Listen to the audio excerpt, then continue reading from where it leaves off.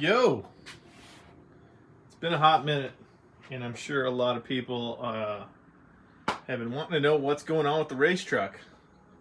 And here's one of the things: I got the axle out.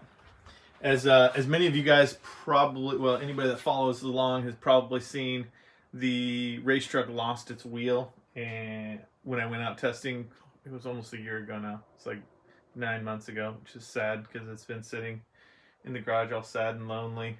Had some back problems, so I got that fixed just recently, but it's been hard to work on. But let me show you what's going on with it right now. Show you what I've been doing out here. Let me start out first with the intake. I slammed some pictures out on Instagram. So as you can see, we have some intake stuff going on.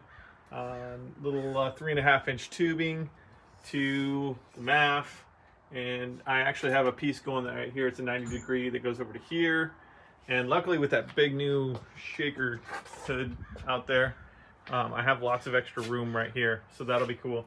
So that's going to go up 90-degree right here over to here, and then that goes to, oh, I got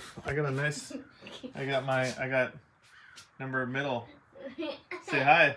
Hi. Got a nice little drink. Apparently I got a classy lady drink delivered to the garage. Can't complain about that. So anyways, intake. So that intake comes down from underneath the dash, and it goes in this big old UMP cyclone filter. This gets angled up, but that goes underneath the dash. So intake was something that I kind of threw a filter on there for testing, but now I'm getting it so it's kind of permanent. So that's getting done. Also, you can see right here that I have a shifter. Now, I didn't have that. I mean, I had a shifter, but it was automatic last time. So the stock trans was not doing its job. It was doing all kinds of fail-safe stuff, and after looking into it a ton, I didn't want to have to deal with all the fail-safe situations. There's possibility of going crazy and doing a bunch of shifting things, but it's not made for racing. So I pulled that out, put the manual in.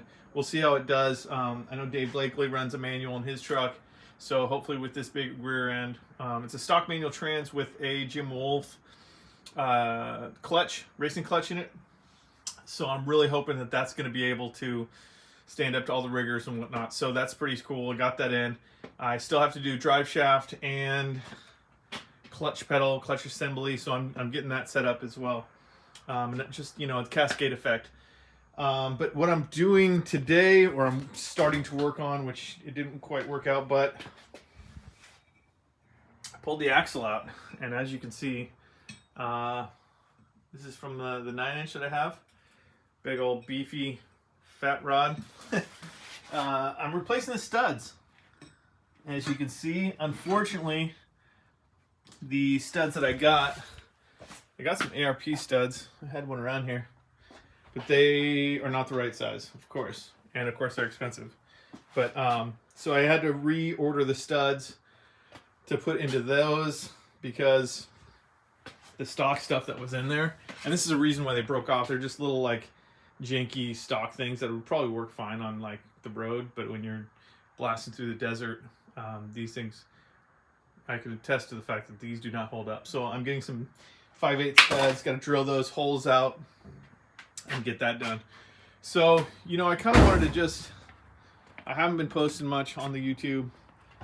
I've done a little bit here and there. I got some janky stuff that's not going to work.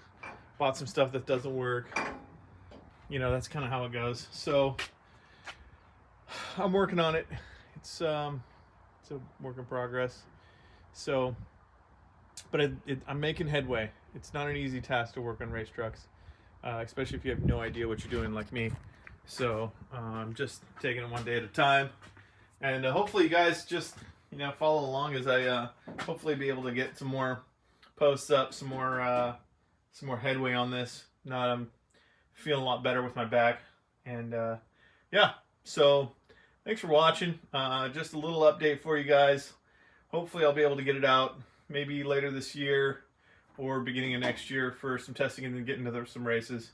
So thanks for watching, guys. You know, subscribe. I should have some more videos out coming soon, a little bit more in depth. I'm racing probably 7100 class in Best of the Desert, though I may be jumping out of that into some other classes in other race organizations. There's some Nevada Legacy races. They have a 7S class, I believe it is, that this thing will fit into. I might hop it into or throw it into a Class 2000 for some more racing. That's kind of the plan. I just want to race. I want to get it out and get it into some races to see how it does, and then fix whatever's broken. So, you know, it's a Leaf Spring truck still, as you can see, 35-inch tires. It still has all the stock location front suspension mounts.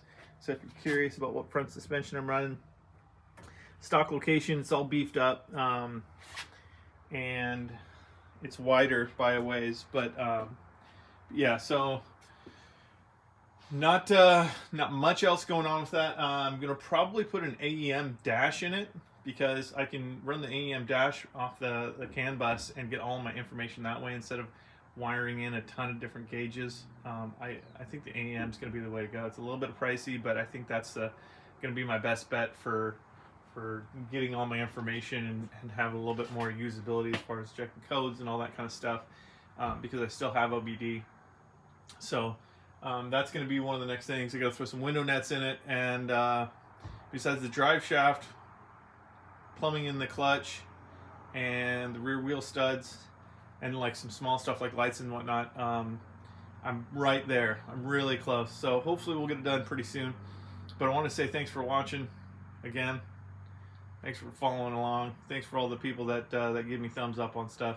And we'll come back to you again when I get a little bit more progress.